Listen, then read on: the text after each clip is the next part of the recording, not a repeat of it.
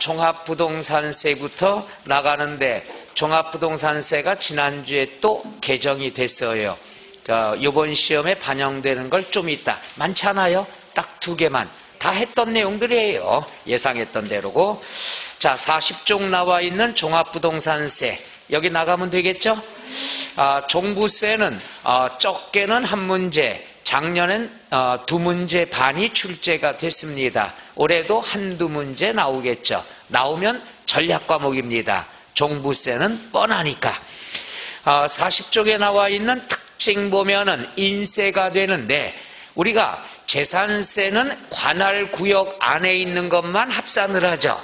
그런데 이 종부세는 국세입니다. 국세니까 내 이름으로 된 전국의 재산을 합산을 한다. 그리고 반드시 개인별로 합산합니다. 개인별로 합산한다는 말이 시험에는 소유자별로 합산, 동그라미 쳐야 되겠죠. 그럼 시험엔 어떻게 나오냐? 소유자별로 합산, 맞아요. 근데 세대별 합산, 이렇게 나올 때가 있습니다. 그러니까 가족들이 가진 걸 합산하면 절대 안 되는 거예요. 개인별로. 아버지 명의로 된 것 따로, 아들 명의로 된 것 따로지 합산이 세대별은 안 된다는 것. 그 다음에 과세 기준일은 몇 월 며칠? 6월 1일. 납세 방법은 원칙은 고지서 날라옵니다. 무슨 부가? 정부 부가가 돼야 되겠죠. 자, 그 다음에 예외 신고납세를 선택을 한다. 그 다음 난이도 어려운 거예요. 자, 고지서가 나왔어. 1억짜리야. 야, 내가 노숙생활한 지가 1년인데 어떻게 세금이 1억이 나오냐? 나 안 돼. 내가 자료 수집해서 신고할 거야. 신고납세도 선택할 수 있다 없다? 있다. 그 다음이 중요한 거예요. 그냥 원칙은 고지서 날라오면 돈만 잘 내면 되는데, 내가 신고를 선택을 하고 신고를 안 했어. 그럼 정상적인 거는 신고 안 하면 가산세가 부과되죠. 그럼 신고 안 하면 무신고 가산세야. 적게 신고하면 과소신고고. 그런데 종부세는 무신고 가산세는 없어요. 왜 그러냐? 원래 얘는 신고하는 세금이 아니야. 원칙은 고지서 날라오는 거야. 그럼 고지서가 날라왔다는 것은 신고가 됐다는 얘기거든.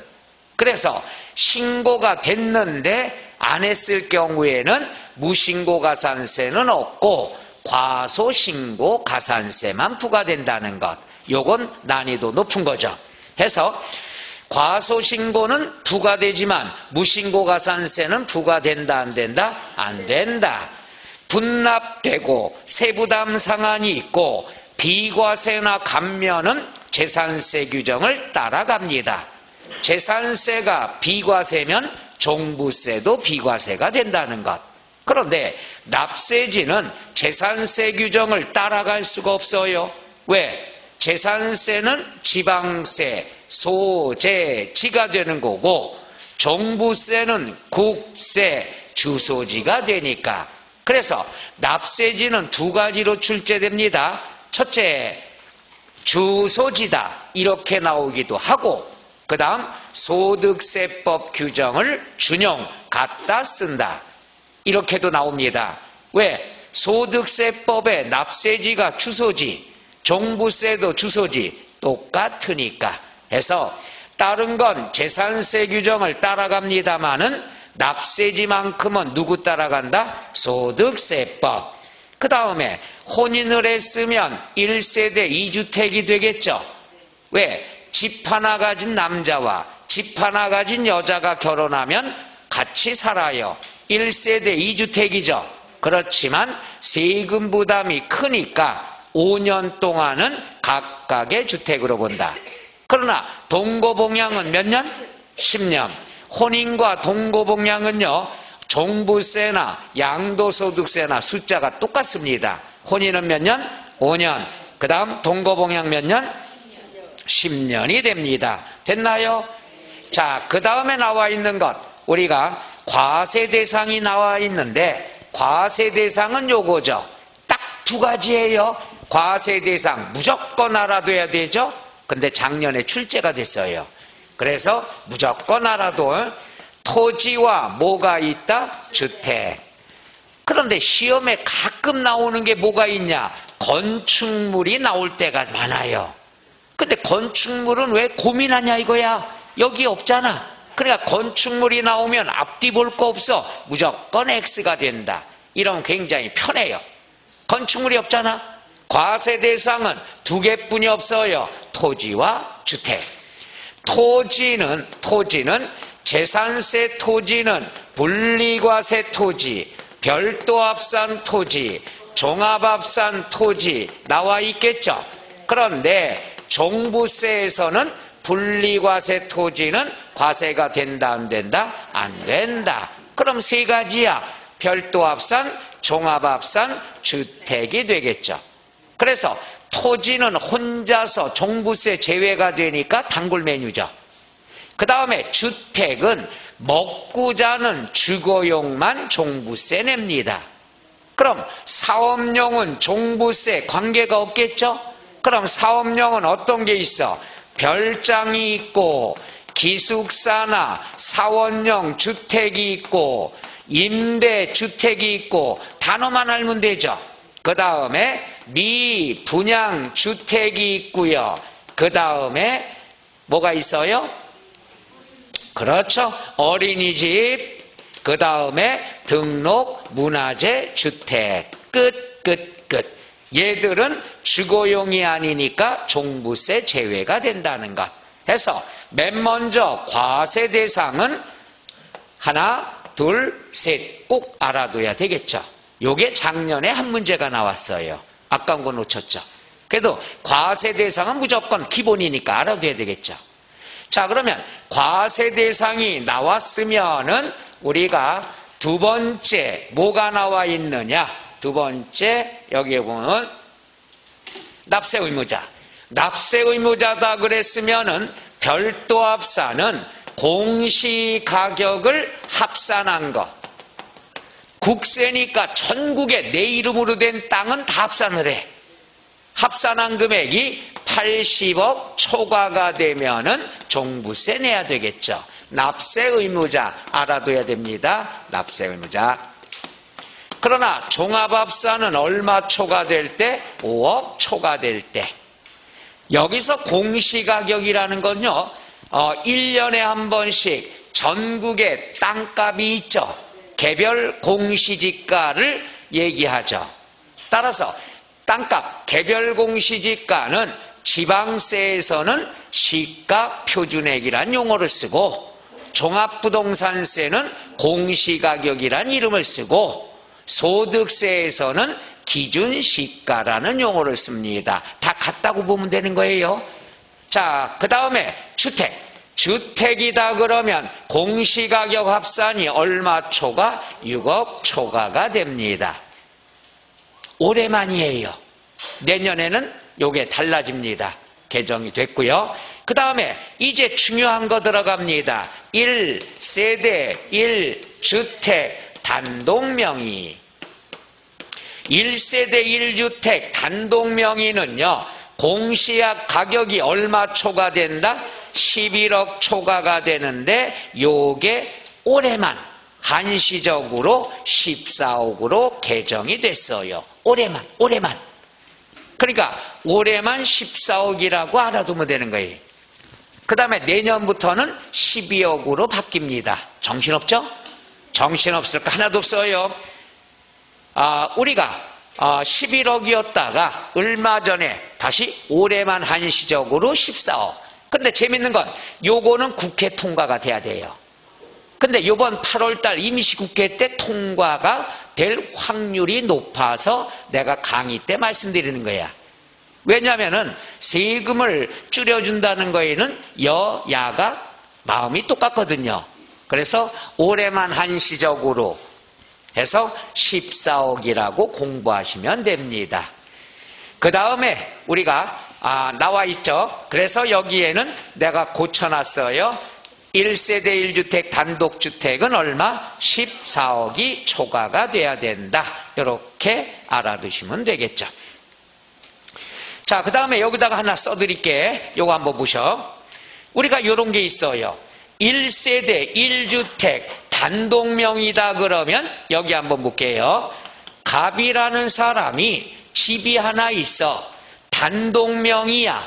그럼 몇 주택이 되죠? 1주택. 따라서 1주택이 15억짜리다. 그럼 1세대 1주택 단독명의는 14억까지는 뭘 낸다? 재산세 내는 거야. 그 다음 초과되는 거에 대해서 뭘 낸다? 종부세. 1세대 1주택자만 혜택을 준 거야. 그래서 올해 재산세도 내려가고 종부세도 내려가는 거야. 종부세는 12월 달이 납부기간이니까. 그러면 우리가 대신에 1세대 1주택자는 착하다고 보죠. 그래서 뭘 해주느냐? 세액공제라는 걸 해주죠. 세액공제가 뭐야? 연령별 공제 있죠? 그 다음 보유기간별 공제 있죠? 그 다음에 집이 15억짜리가 있는데 갑을 부부 공동명의야. 공동명의다 그러면은 두 사람이죠? 그러면 주택은 2주택으로 보는 거예요. 각각의 주택. 단독명이면 1주택이고 부부 공동명이면 따로따로 주택이니까 2주택이야. 그러면 2주택인 경우에는 얼마죠? 6억이야. 그러면 갑이 7억 5천, 을이 7억 5천이죠. 그러면 자, 을부터 할까? 을 7억 5천이면 6억까지는 재산세 내죠. 1억 5천은 종부세 내죠. 그런데 세액 공제는 받을 수가 없어요. 2주택이니까. 그럼 뭘 또 이래요? 오늘 처음 듣는 것처럼. 여보세요, 왜 이래? 다 녹화된 거 다시 봐봐. 그래서 단독명이면 1주택, 1주택자는 혜택을 줘요. 그 다음에 공동명이면 각각의 주택이니까 2주택이야. 2주택은 종부세는 내지만은 우리가 세액공제 혜택이 없어요. 그런데 결국 보면 이것도 집이 하나고 이것도 집이 하나 똑같은 거야. 명의만 한 사람이냐 두 사람이냐 이거지 집은 몇 개야? 하나예요.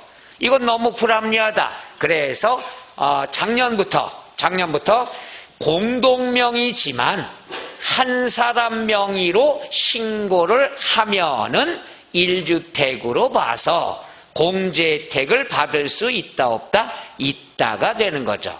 그러니까 공동명의인데 남편 명의로 신고하는 거야. 신청을 해. 한 사람 명의로 신청해.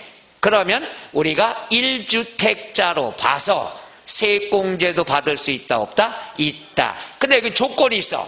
반드시 한 사람 명의로 신청을 해야지만 받을 수 있는 거야. 그래서 9월 말쯤에 신청을 하는 기한이 있어요. 신청을 안 하면은 세액공제 받을 수 있다 없다? 없어요. 그럼 시험에 나올 때는 어떡한다? 신청과 관계없이 맞아요, 틀려요? 틀려요. 신청을 해야 된다. 부부 공동명의는 한 사람 명의로 신청을 하면 단독 명의와 똑같이 세액공제 혜택을 준다 안 준다? 준다. 신고를 해야 돼요. 신청을 해야 돼요. 자, 그 다음 나와 있는 것 보면은 내용이 똑같죠. 자, 과세표준 나왔습니다. 거기에 과세표준은 여기 보세요. 과세표준은 항상 곱하기가 나와야 된다고 그랬죠. 재산세와 종부세 과세표준은 공정시장 가액률을 곱한다. 이게 나와야 돼. 곱하기가 없으면 틀린 거야. 그러면 별도 합산은 어떻게 하느냐? 공시가격 합산액에서 얼마 빼줘라? 80억 곱하기 공정시장 가액 비율 얼마가 된다? 100%. 이거는 개정 안 됐어요. 그 다음에 종합합산도 5억을 빼준 다음 곱하기 몇 프로? 100%. 토지는 무조건 개정 안 됐어. 근데 이것도 애매해요. 왜? 100%잖아. 100%면은 곱하기 하나만 하잖아. 근데 세법상으로는 곱하기를 해줘야 정답으로 본다는 얘기지. 이해가셔? 그 다음에 주택은 얼마 빼줘라? 6억 곱하기 공정시장가액 비율이 100%죠. 요게 60%로 며칠 전에 끝장났어요. 그래서 올해까지만, 그러니까 주택에 대해서 재산세와 종부세가 완화가 됐다는 얘기예요. 올해만 60%예요. 내년엔 80% 개정 예정입니다. 근데 그건 공부할 필요 없잖아. 근데 뭐가 문제냐? 이랬다가 올해는 좀 세금이 줄어드는데 내년엔 난리가 난다는 얘기죠. 다시 원위치가 되고 하니까. 그래서 내년이 세금 부담이 엄청 커지게 되죠. 그럼 여러분 좋아 나빠? 왜 나빠? 좋지. 보유세가 강화가 되니까 갖고 있는 사람들 매물로 내놓을 거 아니야. 내년 아니면 올해 연말쯤에. 그럼 여러분 자격증 따고 난 다음에 일어나는 거잖아. 뭐야, 지금은 다들 어렵잖아. 그럼 남들 어려울 때 시원하게 와서 여기서 졸다가 가면 되는 거야. 집세 걱정 안 하고. 그런 다음에 합격하고 난 다음에 내년에 이렇게 재산세와 종부세가 강화가 되면 매물이 나올 거란 얘기지. 이게 공부하는 거예요. 그러니까 경기가 안 좋을 때 공부하고, 자격증을 딴 다음엔 경기가 계속 안 좋을 건 아니잖아. 그럴 때 경기가 좋아질 때 돈 버는 거야. 근데 어떤 사람들은 다 이러죠. 야, 요즘 부동산 경기도 안 좋고 중개사들 폐업 많이 하는데 뭐하러 그 어려운 거 배워? 나랑 놀자. 아니죠. 그런 사람들은 꼭 뭐야?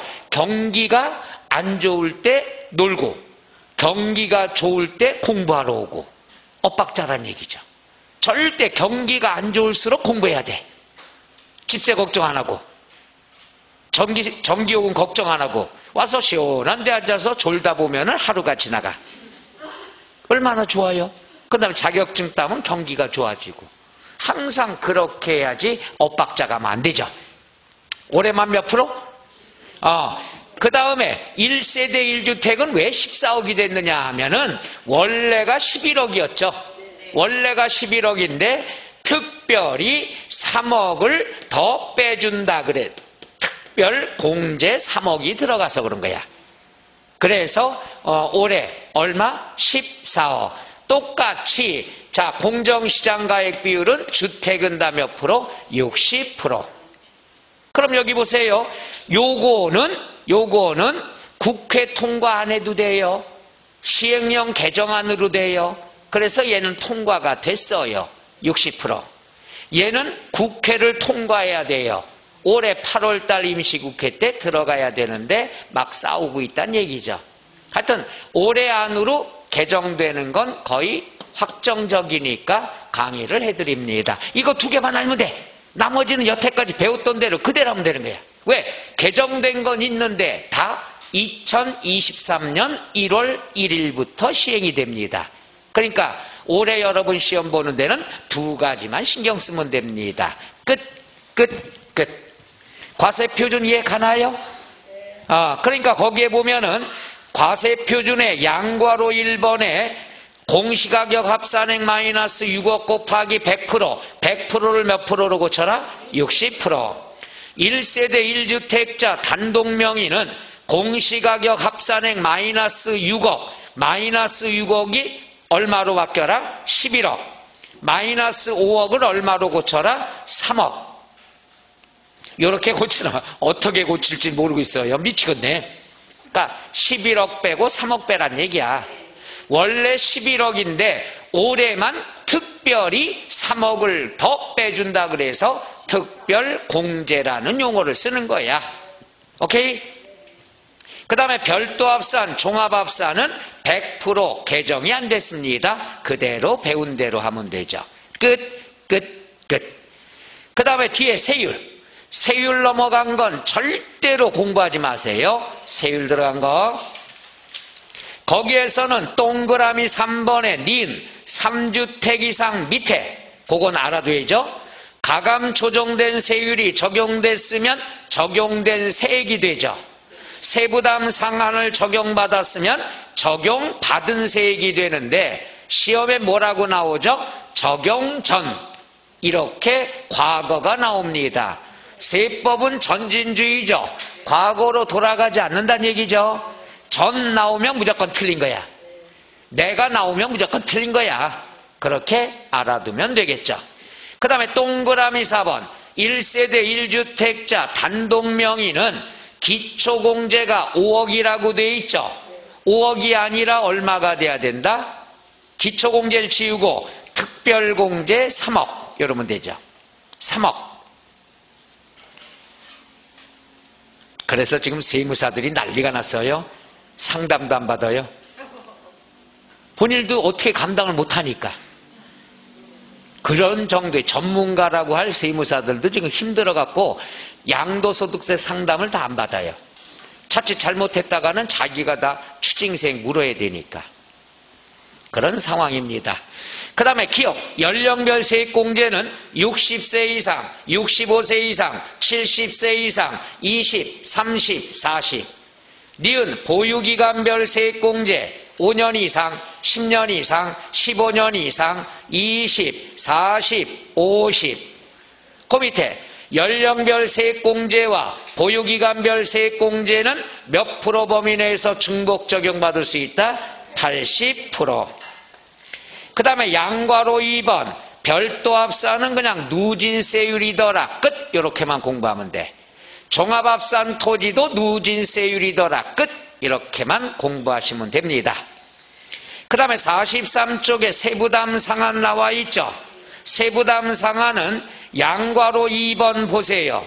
별도합산, 종합합산, 토지는 재산세와 똑같습니다. 100분의 얼마가 된다? 150이 된다는 것. 그럼 이제 주택이 문제가 되는데 여기다 쓸까요? 주택이다 그러면 지역에 따라서 다르죠. 요건 쉬워요. 조정대상 지역이냐 조정대상 이외의 지역이냐.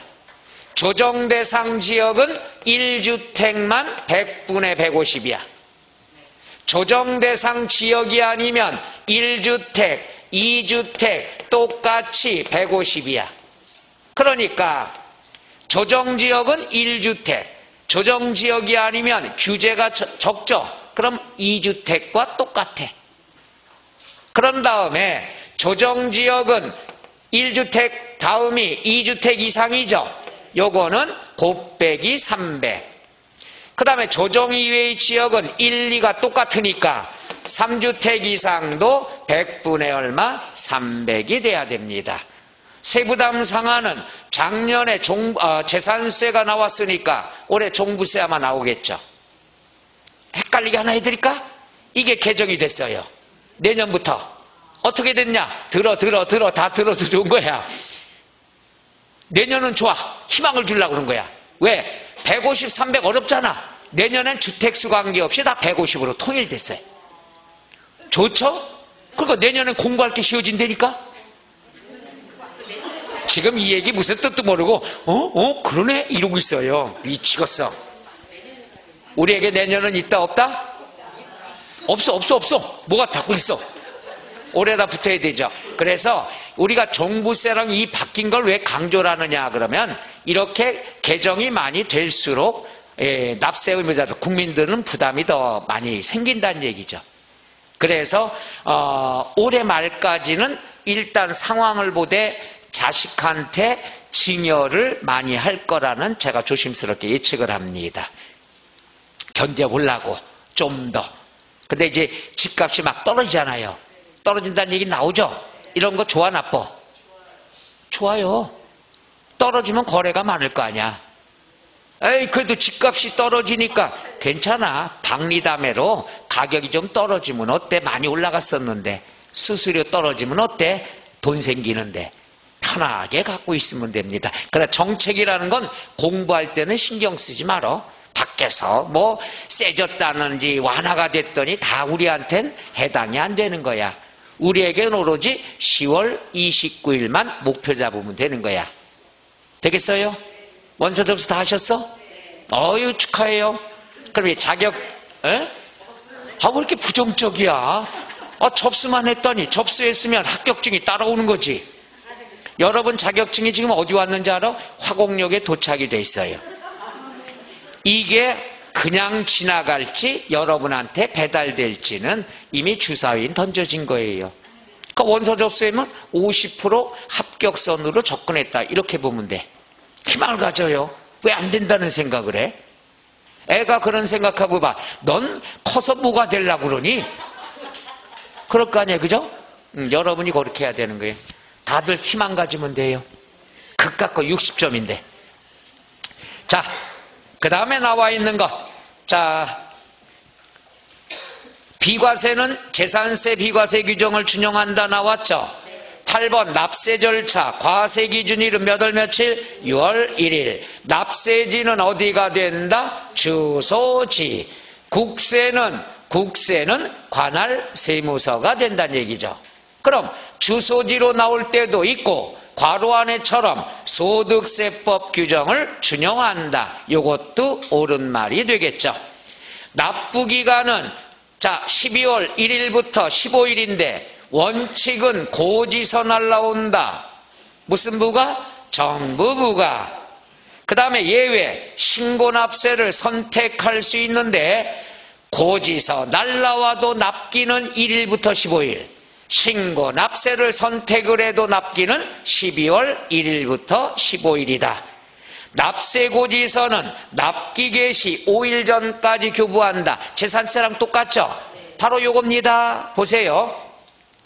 그래서 여기 개정된 내용은 12월 1일부터 15일까지니까 고지서는 납기 개시 5일 전까지 보내야죠. 그러니까 11월 한 25일경에 고지서가 나올 때 이 개정된 걸 반영을 하겠다는 얘기예요. 이해 가요? 당장 요거 바뀌었습니다. 확정돼도 지금 내는 게 아니야. 고지서 나올 때.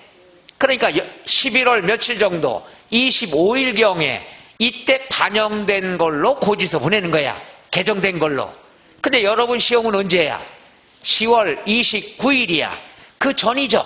그러니까 이런 건 좀 민감해서 출제해서 배제되지 않겠느냐. 왜? 내년에 어차피 또 바뀔 거니까. 그래서 큰 부담 갖지 말고 하라는 얘기죠. 오케이? 정리하면 1세대 1주택자는 얼마 초과돼야 된다? 14억이 돼야 된다. 원래 11억이었었는데 특별공제 얼마를 더해준다? 3억. 올해만. 그 다음에 뭐가 있어요? 공정시장가액 비율은 토지는 100% 똑같지만 주택에 대해선 몇 프로 인하됐다? 60%. 올해만 두 가지만 알면 되는 거예요.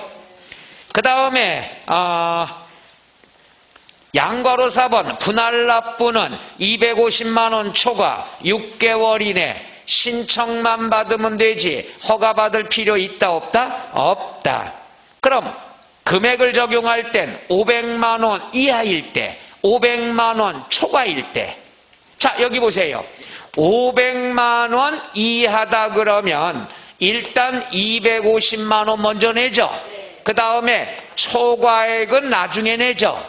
항상 얘기합니다. 분납물납은 올해 꼭 신경 써야 돼요. 이게 분납물납이 재산세에서 나올지 종부세에서 나올지 양도소득세에서 나올지 모르지만 셋 중에 하나는 나올 거란 얘기죠. 그러면 항상 나중에 납부하는 것을 뭐라 그런다? 분납세액이라고 그래. 그러니까 만약에 500만 원 이하다 그러면 분납세액은 250만 원이 아니에요. 250만 원 초과액이 분납이 되는 거죠. 나중에 내는 게 분납이에요. 그 다음 뒤로 넘어가서 양괄호 5번 나와 있는 건 체크 손대지 말라고 그랬죠. 절대 하지 말아요. 6번 부가세. 자 종합부동산세는 딸리 내기가 누가 된다? 농어촌 특별세. 몇 프로? 20%예요. 요거 10% 한번 나올 수 있겠죠. 왜? 취득세 딸리 내기는 농어촌 특별세인데 10%야. 종부세는 부자니까 꽃배기 20%라는 거. 오케이? 아주 열심히들 잘 쓰셔. 자, 여기까지가 종부세. 여기까지가 종부세니까 작년에 여기서 2문제 반이 나왔으니까 우린 좋단 얘기야. 범위가 적으니까. 이건 종부세는 하나가 나오든 2개가 나오든 범위가 적으니까 무조건 얘는 내 걸로 만들어야 돼. 무슨 말인가에 가요? 종부세는 어려운 게 없어. 숫자만 잘 알면 되는 거야. 오케이? 자, 그 다음에 45쪽에 소득세 나와 있습니다. 소득세. 불이 나게 한번 해보죠.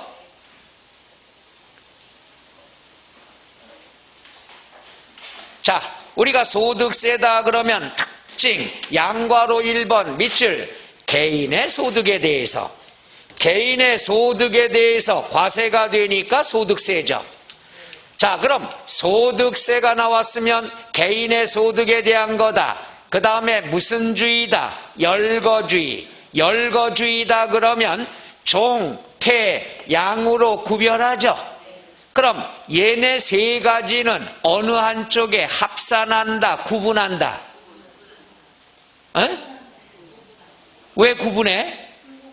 여보세요. 따로 썼으니까 구분하는 거지. 그러니까 여러분들이 아주 평범한 지문을 이해를 못하는 거야. 종, 폐, 양. 얘가 시험에 기출문제가 뭐가 있어요? 얘들은 합산한다. 그럼 틀리는 거고, 구분해서 그럼 맞는 거고. 이걸 왜 몰라? 왜 구분하는 거야? 따로 썼으니까.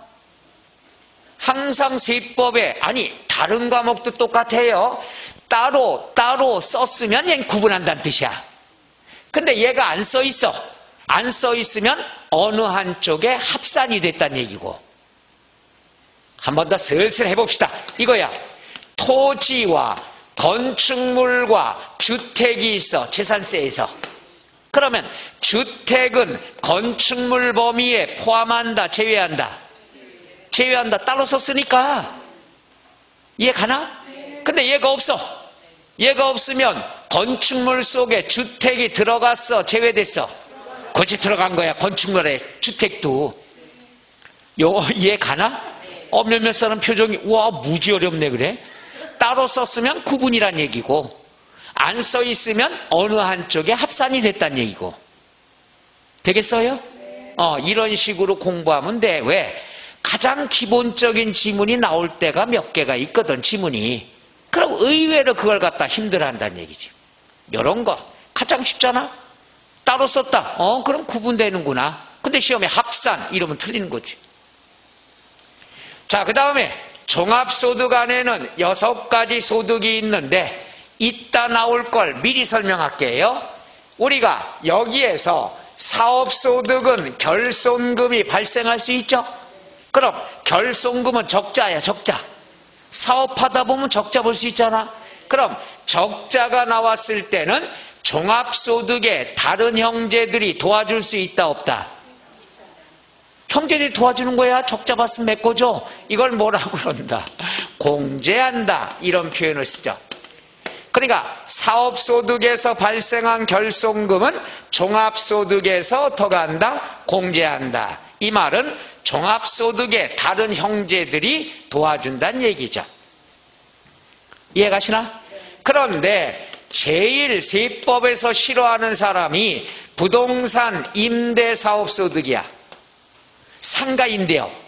그러니까 부동산만 많이 갖고 있고 놀면서 띵꿍띵꿍 월세 들어온다는 얘기죠. 따라서 부동산 임대사업에서 결손금이 발생하면 종합소득에서 공제받을 수 있다, 없다? 없다. 공제하지 못한다. 그러니까 사업소득에 결손금이 나오면 종합소득 형제들이 도와줘. 그걸 공제한다. 그런데 부동산 임대 사업소득에서 적자가 나오면 다른 형제들이 공제할 수 있다, 없다? 없다. 그런데 주거용 건물 임대업이라고 나와. 주거용 건물은 주택이 되겠죠. 주택을 임대하는 사람은 세법에서 착하다고 보는 거야. 왜? 주택은 누구한테 임대 빌려주는 거야? 무주택자에게. 이렇게 이런 식으로 이해해야지. 외우면 큰일 나요. 주거용 건물, 그냥 부동산 임대다 그러면 상가 임대업자야. 건물주. 그럼 누구한테 빌려줘 상가는? 사업자한테 빌려주는 거니까 얘들은 불이익을 줘. 근데 주거용 건물 임대업이라는 건 주택임대사업자야. 주택은 누구한테 빌려줘? 무주택자에게. 집 없는 사람한테 빌려주니까 너 참 착하구나. 너는 결손금을 형제들이 공제할 수 있다 없다? 있다. 얘만 안 되는 거야. 부동산 임대만. 이해가시나? 그러니까 사업소득의 결손금은 항상 형제들이 도와줄 수 있다. 공제한다. 그러나 부동산 임대 사업소득은 결손금 공제 받을 수 있다 없다? 없다. 형제들이 안 도와줘. 요거 꼭 알아두시고. 그 다음에 과세 방식은 배웠죠. 이근배 사기연은 합산을 해서 1년에 한 번씩 세금 내라. 합해라. 무슨 과세? 종합과세. 따로따로 내라. 분리과세도 있고. 종퇴양은 합산하면 안 되죠. 구분해서 한다. 뭐라 그러죠? 분류과세가 된다는 것.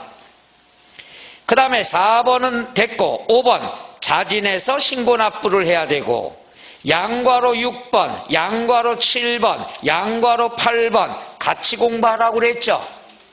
기억나셔? 다시 한번 해볼게. 양괄호 1번, 개인은 거주자와 비거주자가 있죠. 거주자는 국내에 주소가 있어야 되고, 주소가 없어도 183일 이상 살고 있으면 뭐가 된다? 거주자. 비거주자는 거주자가 아닌 사람. 3번 단체는 두 가지야. 법인으로 본다. 그럼 법인이야. 법인으로 보지 않는다. 그럼 개인이 되는 거고. 그 다음에 과세소득은 거주자, 국내국의 모든 소득. 손흥민이 얘기했죠. 그 다음에 비거주자는 국내 원천 소득에 대해서만. 그러니까 시험에 제일 많이 나오는 게 비거주자 국외 소득 이렇게 나와요. 비거주자는 국내 것만 의무가 있지 외국의 소득은 의무가 있다 없다? 없다. 그래서 이렇게 나와요. 거주자 국내 소득 맞죠? 거주자 국외 소득 맞죠? 비거주자 국내 소득 맞죠? 비거주자 국외 소득 틀리죠. 이렇게 나옵니다. 그 다음에 납세지 뒤로 넘어가서, 납세지는 거주자는 어디가 된다? 주소지 또는 거소지. 비거주자는 뭐냐? 제가 이렇게 하려고 그랬죠.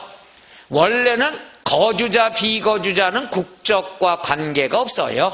영주권하고도 관계가 없어. 근데 우리는 시험 볼 때 그렇게 나누지 마. 거주자 우리나라 국민, 비거주자는 외국인 교포. 이렇게 하면 답 찾는 거 끝장나요. 원칙은 아닙니다. 문제 풀기 위한 요령이죠.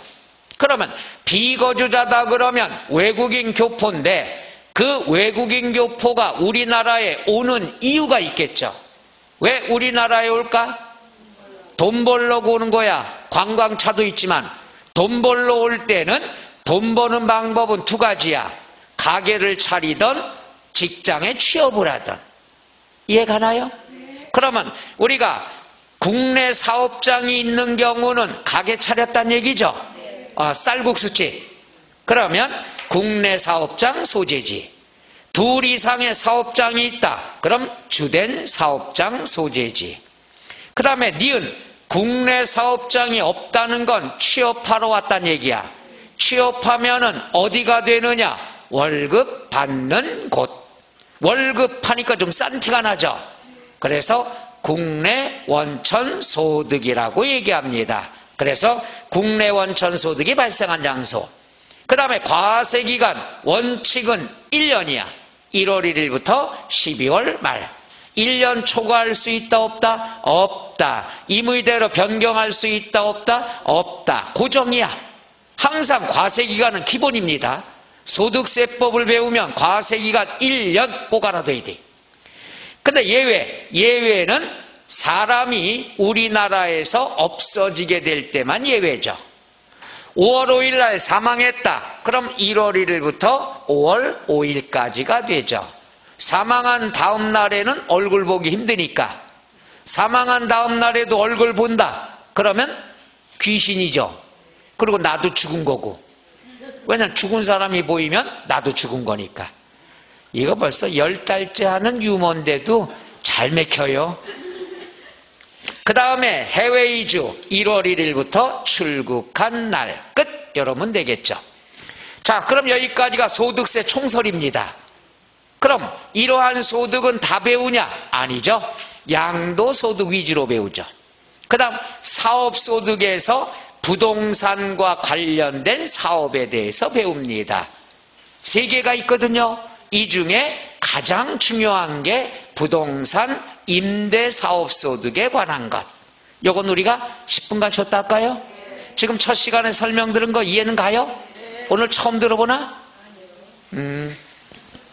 개강날 와줘서 고마워요.